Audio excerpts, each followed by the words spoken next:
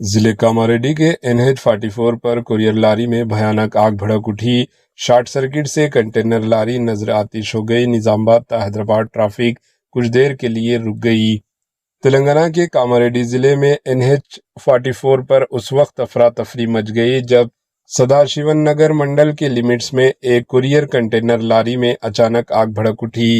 ابتدائی معلومات کے مطابق لاری میں آگ شارٹ سرکٹ کے باعث لگی، جس نے دیکھتے ہی دیکھتے کنٹینر لاری کو اپنی لپیٹ میں لے لیا۔ واقعے کی اطلاع ملتے ہی فائر بریگیڈ کا عملہ فوری طور پر موقع پر پہنچا اور آگ پر قابو پانے کی کوشش شروع کی۔ آگ کی وجہ سے نظام آباد اور حیدرآباد کے درمیان اس شاہراہ پر ٹریفک کچھ دیر کے لیے مکمل طور پر رک گیا، جس سے مسافروں کو شدید مشکلات کا سامنا کرنا پڑا۔